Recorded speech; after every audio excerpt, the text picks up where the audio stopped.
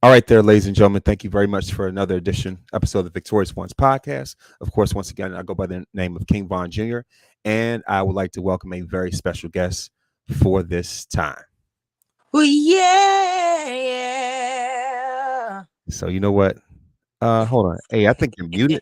Hey, Stan, Oh, I'm muted. muted right now. I'm muted. Hold up. Hold up. I don't know what's I don't know going what's on. going on with that, but yeah. Anyway, So anyway, of course, another episode of actually, it might be an audio thing, but let me go ahead and check this out real quick. Little, technical issues. I'm gonna go ahead and check this out. Sorry about that. Well, Yeah. So, ladies and gentlemen, welcome to another episode of the Victorious Ones podcast. I go by the name of King Von Jr. Of course, you can follow me, of course, on all across your social medias, and I'm welcome with, of course, I like to welcome a special guest, my very first interview, none other than the king of R&B himself, rhythm and beatdown, Stan Michael. let's try this again. Yeah. That one get through. Yeah, what's up, Stan? So, by the way, how things going? All right. I'm in the building. Everything My is going man. great. Everything's going great, Yeah. man. So by the way, so of course I know that you're co-host of Talk of Champions. So, of course I want to know, at least get more of a background of how that started. Hold up. Speaking of talking champions, before we go any further, can you please do me the favor of messaging me the link to the StreamYard thing so I could post it in the Talk of Champions group so the good people of Talk of Champions can get down with the get down. That's what I'm talking about. Yeah, you know what Yeah. I'm Let me saying? go So and check this out real quick. we can get it popping, you know what I'm saying? But everything is All everything, right. man. Like So, as far as, started Talking Champions, we came from ground up. For real. Started from what we gonna do is go way back in the time. We started on this Yep, I Like Wrestling. mm, They oh now I hear my echo. If you could turn me down, I'm sorry. My bad. It's gonna mess me up. But I hear my echo. You can turn me down. I'm yeah, sorry. sorry about that. I'm going to turn. So Is it good. good? All right, cool. We straight. But yeah, um, me and Shanti started out on UPR, which was a show on the Yep I Like Wrestling platform or whatever, and we hit it off there. Got us a little fan base going on that, and then we was just like, "Yo, let's skip town." And, kind of just broke off and started doing our own thing. Shout out to UPR, they're still doing their thing, still rocking. Shout out to Chris and Bad Guy Jack and everybody over there. You know, but we stepped out, we started doing our own thing, and shit just kind of took off from there and got me actually wrestling and stuff. You know what I'm saying? Won me a belt. You know what I'm saying? I'll get into detail on that if you want to later, but it's all right.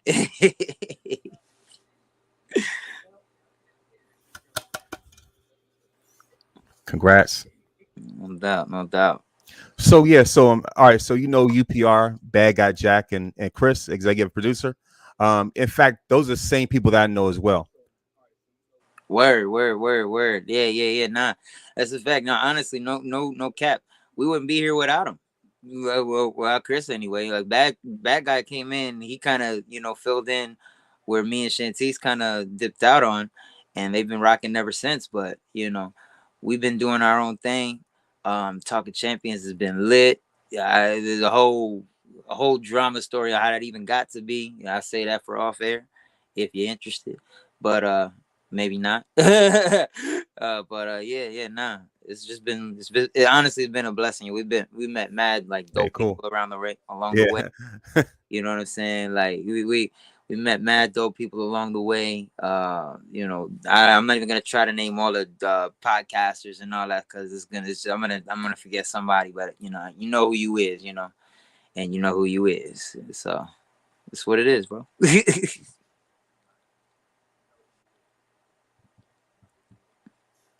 Always, always, man. Yes. So okay. So I'm thinking probably the only other Matt that I know of is like Matt from like Black Wrestling and like Fam and the rest of them. No, they dope as hell. Matter of fact, Math actually designed what will be the first Stan Michael T-shirt. More on that later.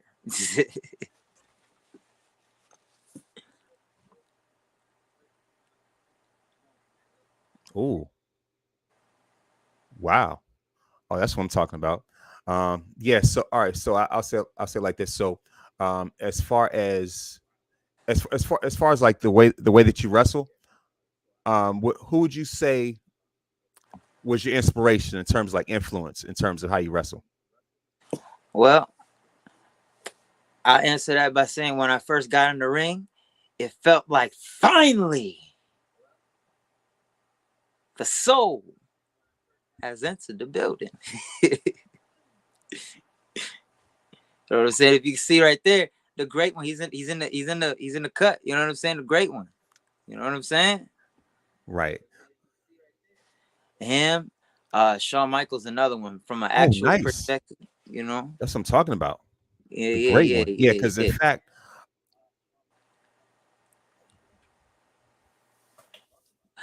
Yeah, excuse me. I apologize for this delay, or I don't know what's going on with this delay Yeah. thing. So sorry about that.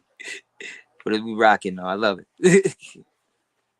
Yeah, I don't know what's going on. StreamYard is kind of is doing whatever, but yeah, we're just gonna make it work anyway. Facts. Yeah, we out here. We out here. But not Shawn Michaels is another one. Uh, everything about his style, everything about how he carried himself in the ring, put a flair on it. You know what I'm saying? With no pun intended. Not even just like, it was just kind of like, it wasn't so much what he did, it was much so how he did it. Same thing with The Rock, kind of both of them in those regards. Got me like, yeah, those are the kind of guys that, got me, I can get behind. And now, presently speaking, Roman Reigns is killing it. Love to see it. Love to see it.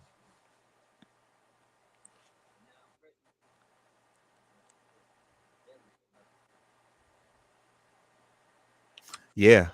Yeah. By the way, in fact, those are some of the same names that I had as well. In fact, Rock and HBK are actually like in my top five as far as favorites of all time. And so Roman is also like my favorite currently of this generation. So I think we have some of the same kind of takes. All right, good man, good man. All right, you got the right belt on you too. I love that. Love that.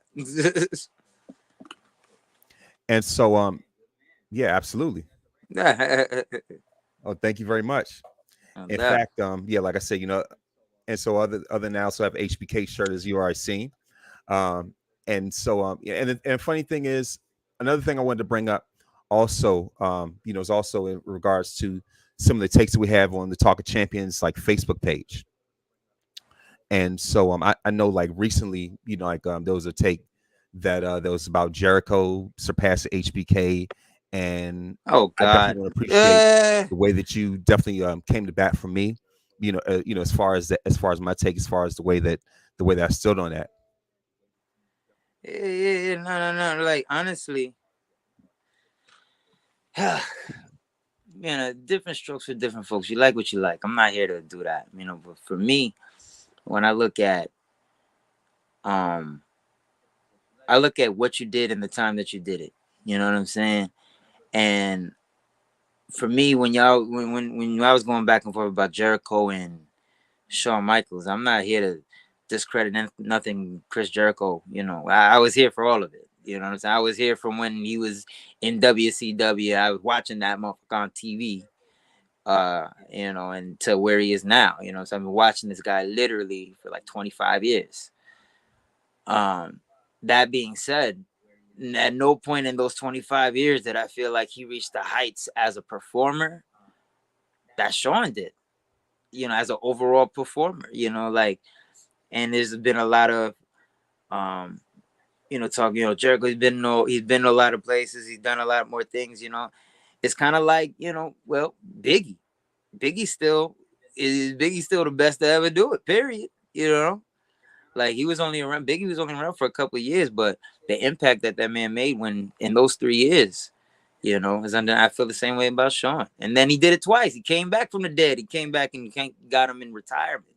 Or after retirement, whatever. But now he, for real, retired. And that's another. And leads me to another reason why Shawn Michaels is the GOAT, because this man did not have to retire when he did, but he did because he felt like he had to make that retirement mean something, and I could respect that, even though selfishly, from a fan's perspective, I would love to see Shawn Michaels come on and wrestle some more. You know what I'm saying? Have had more time, even with this new crop of talent. I would love to see, what Shawn be able to come up with from a psychology's perspective. But yeah, man, yeah, definitely.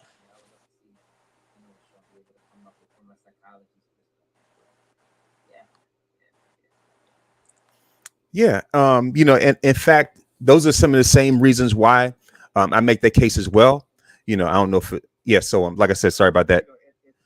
That's the reason why I made some of the same cases because of the fact that when you think about HBK, I'm going to turn this back down. Yeah, but the thing about it is that when you look at quality, it's like quality versus quantity. So even though Jericho has the advantage when it comes to a quantity standpoint because his career was longer, but the thing about it is that Sean had certain things that were better quality when it came to.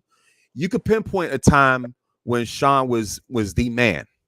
You could pinpoint time like between like 96 and 97. You could say maybe late 95 or something like that. We pretty much shared the spot with Brett, but primarily 96, 97.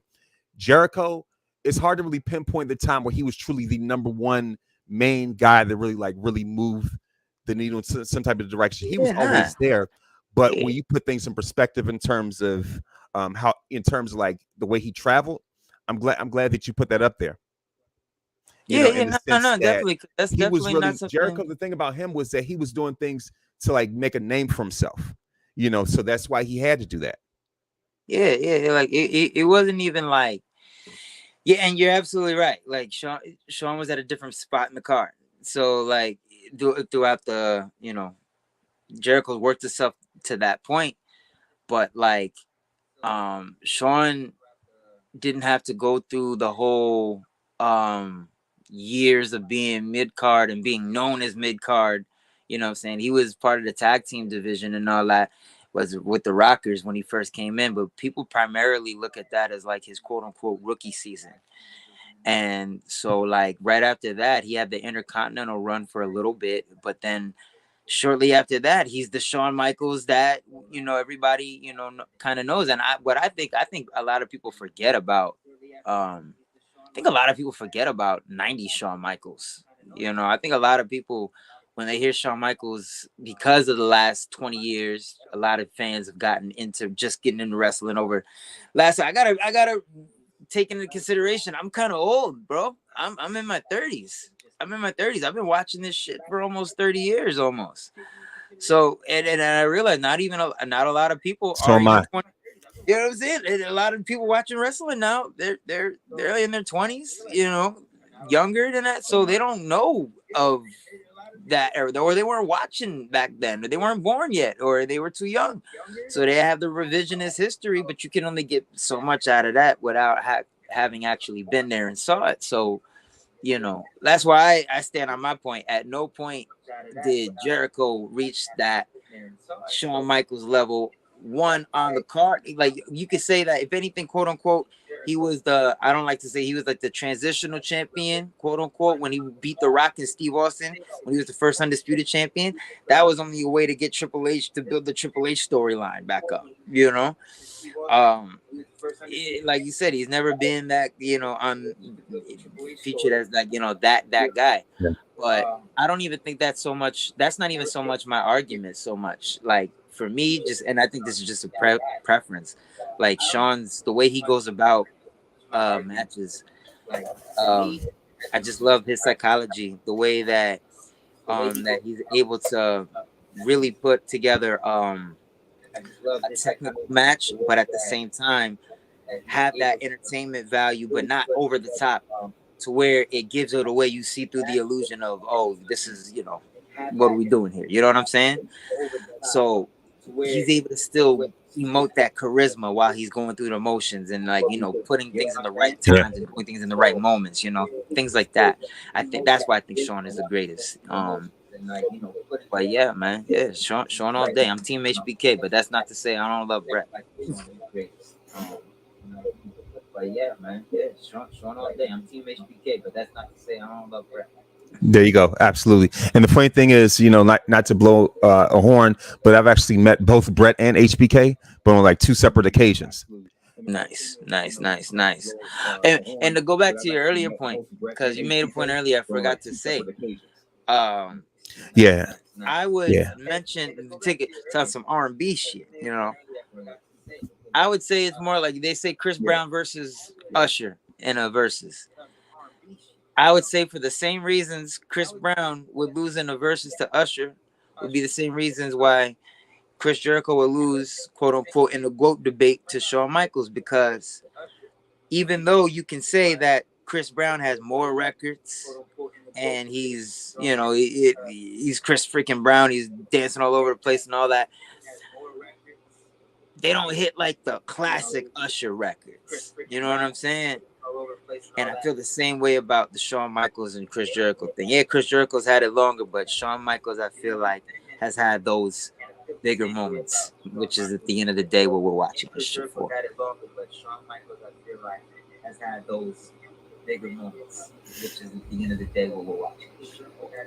Absolutely. In fact, I would even, and before we transition away from from the HBK, some of the HBK talk, I do have a couple of points that I did want to bring that up. And so for me, I would say more so of like a sort of like a Chris Brown versus Michael Jackson type of thing. Not so much Usher, but even Michael. Yeah, cool. Yeah, Shawn Michaels can be Michael Jackson. He can be Michael Jordan, all them. Go. Yeah, and the yeah, exactly. And the reason why I say that is because of the fact that I did a comparison before. It was based off of a Jabba meme and Public Enemies as well. Because I've always said, even on other episodes, I've said Bret Hart was more like Prince.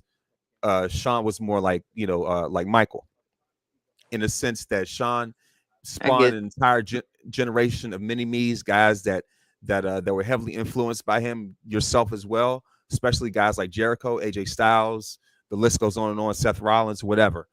So that's the reason why I bring that up.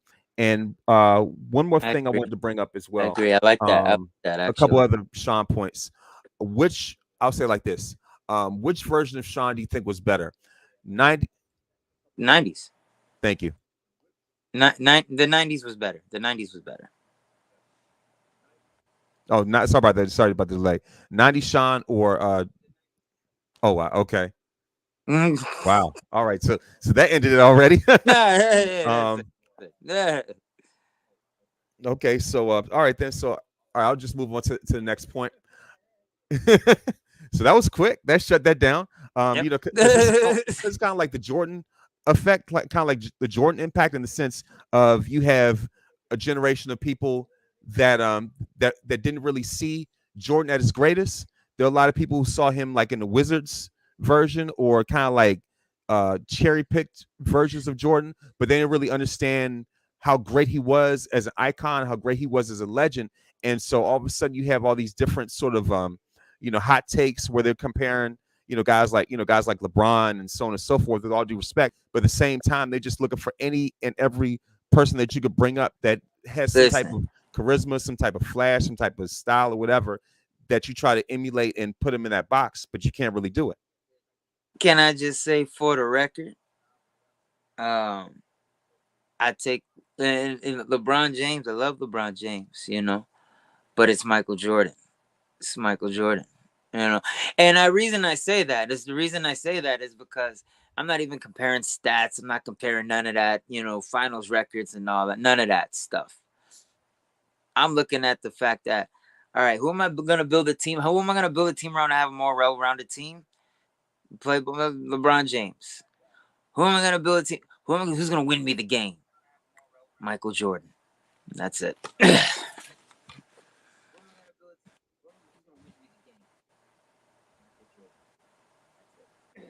There you go. So all right, so as far as all right, so like that's pretty much it when it comes to the HBK thing. But what would you say are some dream matches that at least all time dream matches and current dream matches? Oh God. Well, I feel cheated that we never got Austin versus Rock versus Triple H in a triple threat. Uh, I feel cheated. We didn't. Well, I didn't. I don't really feel cheated, but I would have loved to have seen The Rock and Shawn. Yeah,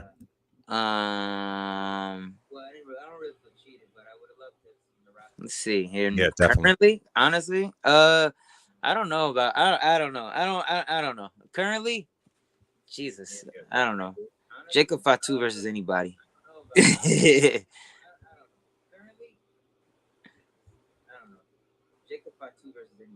Ah,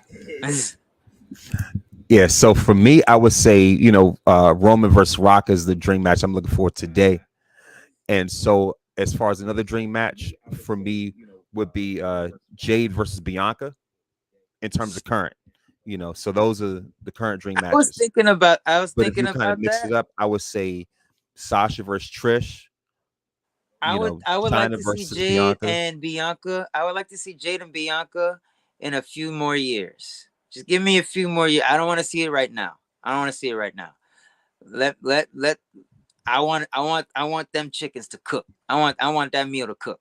You know what I'm saying? I want that when that match happens. I want them to be in prime condition in the prime states in their career. I don't want to see it right now, but I hear you though. Yes, one day I want to see that.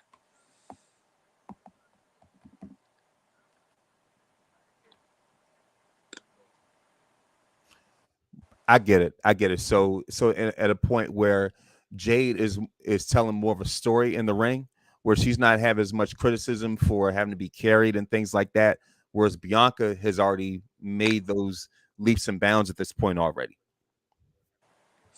Yeah, no. And you know what? Keep that's why I want to see it. I just want to see it develop more. I want to see them develop more because that could be a good one. That could be a good one for us.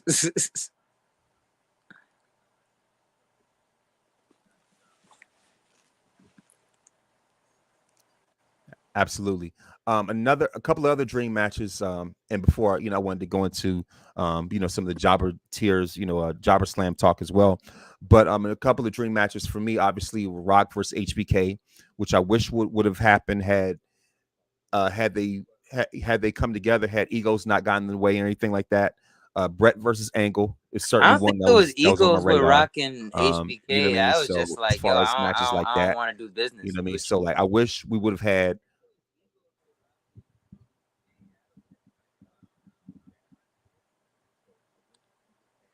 Like I don't feel Oh yeah, comfortable sorry doing about bit. that. Yeah. So as Yeah, I as know what far you as mean. that, yeah, as I think about it, it's not really too much, I guess, like ego.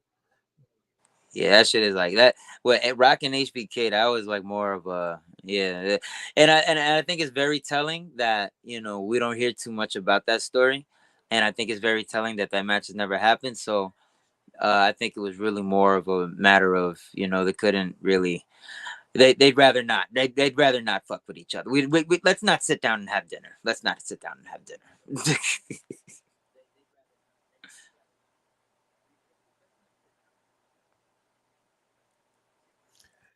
Yeah, you never see them do a sit down 1-on-1 the way that let's say like how the NBA sit downs used to be like with Shaq and Kobe and Magic and Isaiah and stuff like that. You never see Well, that, even no, Brett no, and Sean. You never see no, that with HBK and Rock. no. They didn't. They never had that kind of relationship either, to where they didn't have a Magic Isaiah relationship or a Kobe Shaq relationship to even have a sit down. From all indications, it was really just like that asshole at work kind of thing.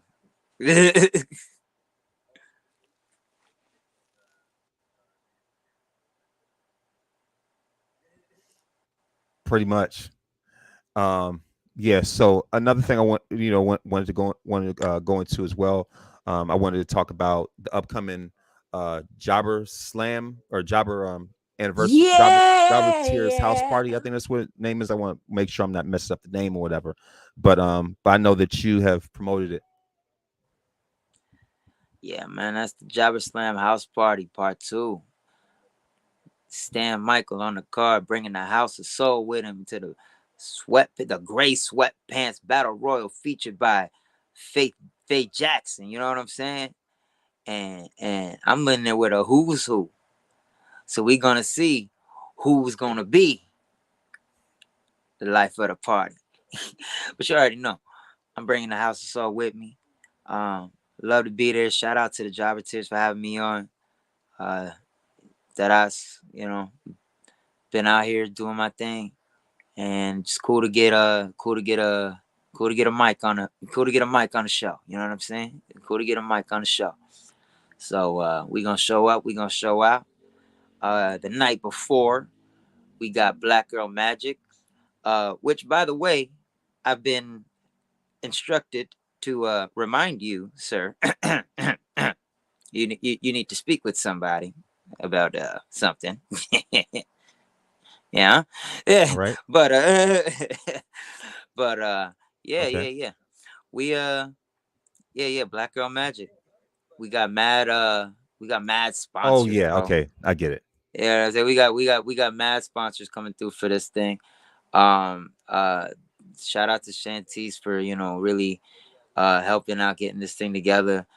Shout out to Tay for it being her brainchild. Shout out to brother Greatness for locking it in and tying it all together. You know what I'm saying? So it's a great team together. She's Tay's doing this for the second year in a row, and it's gonna be dope. It's gonna be dope. The night before Java Slam, it's gonna be a hell of a weekend. Get your tickets, y'all.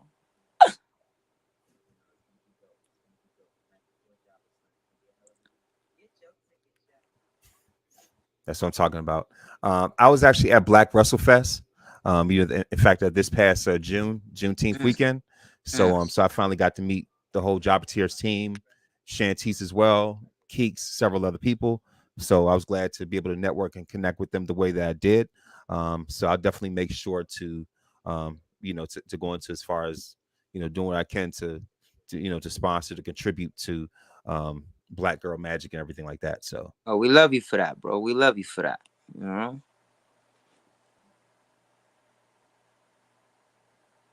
so I love for the culture.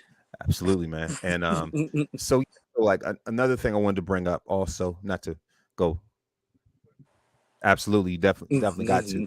So another thing I also wanted to bring up also is what do you think about the directions that Triple H has been making in terms of the way that he's moving WWE into a new direction, or the steps he's Oh, making? oh, I love to see it. I love to see it. It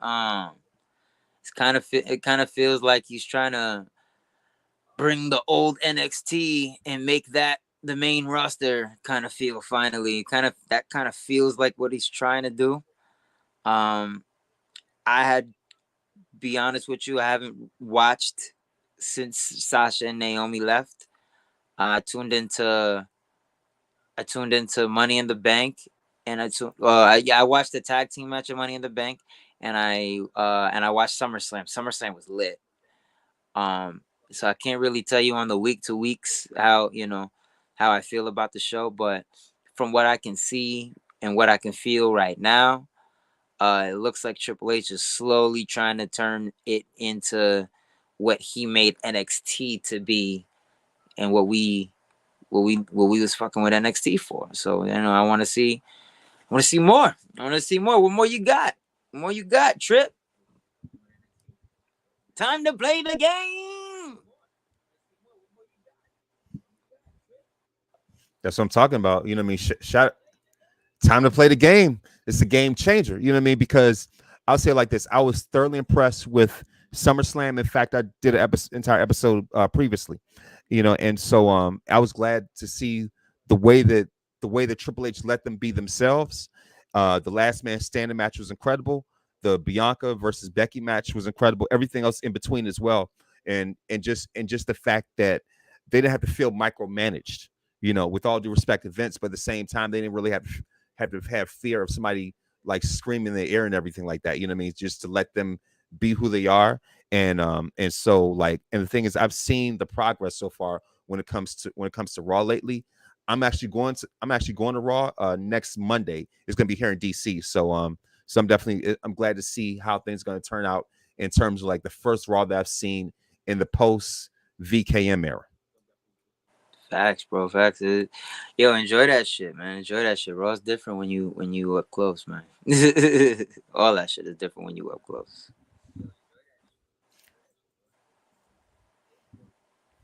No, yeah, definitely. Yeah. So yeah, so like I said, I definitely appreciate, in fact, another thing I wanted to bring up was the fact that it feels more like a graduation, because you look at these guys, these people like Dexter Loomis, Indy Hartwell, EO, Dakota, the original NXT Black and Gold. It's a graduation from where they were before. Now that Trips is at the head of creative and everything like that. Now he's bringing them on, pretty much his brainchild, if you will, those that he groomed and helped to develop. And so and now HBK is taking over that spot, you know what I mean, and pretty much doing his thing with 2.0, you know what I mean. So and that was just Triple H's, to me, his training ground in terms of what we see him doing now. Yo, let me ask you. How tight is Triple H that William Regal is gone now and he's on the other side?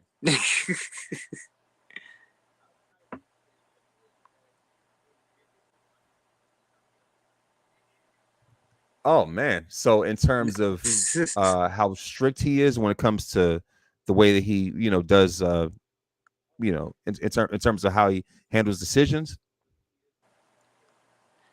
No. I mean, as far as Triple H was running NXT and he had William Regal using him in a masterful role over there in NXT, and fucking Vince comes down and fires him, and he gets now thrown over. Now he's in AEW, but now Triple H is in charge of the whole ship, and now his main guy, one of his main captains is no longer available. That's Yeah, wild. I'd be tight.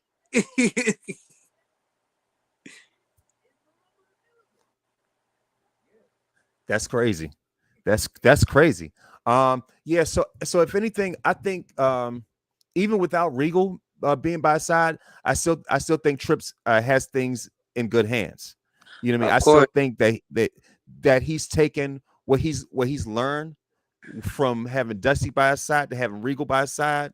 And I think that even I mean, case in point, look what happened with SummerSlam. I think that as long as they still maintain that course, then I really, like I said, I'm confident that Triple H will know how to execute. You know what I mean? That he will know how to play the game when it comes to the executive standpoint. Because I'll say like this, to sort of quote Meek Mill, I'll say like these are times, there's times like this, that he prayed for times like this, if you will, that type of thing. You know what I mean? Like kind of like dreams and nightmares or something like that. Yeah. So Like, this was the but moment that still he's though, been waiting it's for, still kind of even like, though he was initially muted, if you will. But I think this is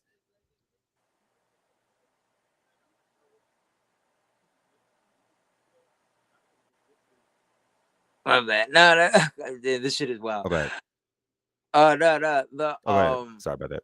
no, my bad. Nah, it's kind of, damn it. Then I now I forgot where the fuck I was going.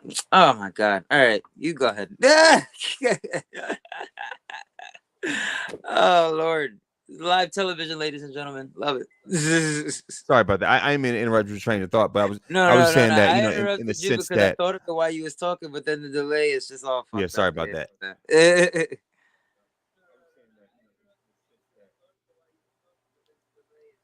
Yeah, I know. I can't stand that. No, but it's and the thing about it was that, like I'll just say that that when it comes to Triple H, I still think that he's still, because of his experience, because of what he's learned, because of the training ground that he went through, and now he doesn't have Vince Michael managing him, stand over his shoulder. I still think that this is time where he could really unleash his creativity and really show what he's capable of doing when it comes to executive standpoint, because he's been in the locker room. He's a locker room guy, no matter what. Even if he's in the front office, he's still a locker room guy. At the end of the day, he could relate to them in ways that Vince never could. So I think that's a big difference when it comes to the way he handles things. Right. But yeah, that's definitely. I don't have any doubts that he's less than capable of pulling the job off. It just must suck to, like, you look around and a lot of the guys that you done already put all this time and money and investment in, they're no longer available to you. Now you got to start from scratch.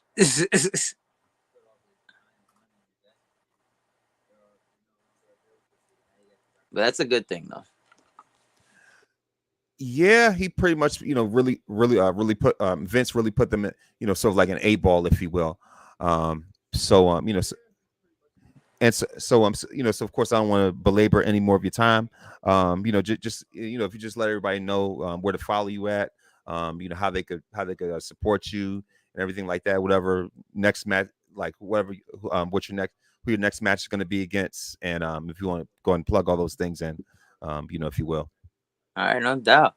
Uh, you can follow me, Stan Michael R&B, Stan Michael RNB, Twitter and Instagram. Follow Talk of Champions on Instagram, Talk of Champions, Talk of Champs on Twitter. Uh, Next time the House of Soul will be here will be on. Oh my bad, my phone was ringing. House of Soul's coming to a speaker near you next weekend. Java Slam. We gonna be in a gray sweatpants battle royal. You know what I'm saying? Courtesy of the great Faye Jackson. You know what I'm saying? The lovely one herself. And we gonna turn it up. We're gonna turn it up. Hope to see y'all there. And Black Girl Magic the night before on the 19th. On the 19th, headline by the event that by the match that Talk of Champions is sponsoring ourselves. We're sponsoring Trisha Dora versus no, we're sponsoring Karen Bam Bam, but she's facing Trisha Dora. I had to get that right. You know what I'm saying? But but yeah, that's the main event. So if you're trying to see, we got a full card going all the way too. So come out, see the greatest show, see the great event, and you know what I'm saying? Java Slam. I see y'all there. And we're gonna end that one on a high note. And you know what I'm saying? Java Slam. That's what I'm talking about, and that's what I'm talking about. And I look forward to seeing you eventually on that BRP 50 as well. Love that. Love that. Wouldn't that be something? Wouldn't that be something? Give the BRP some soul. as well. Love that. Love that. Wouldn't that be something? Wouldn't that be something? Give the BRP some soul. And on that note, Stan, thank you very much for this interview, and I greatly appreciate it. Everybody, Stan Michael, the king of R&B and rhythm and beatdown, that is, and Superkicks and Serenades. More on this later.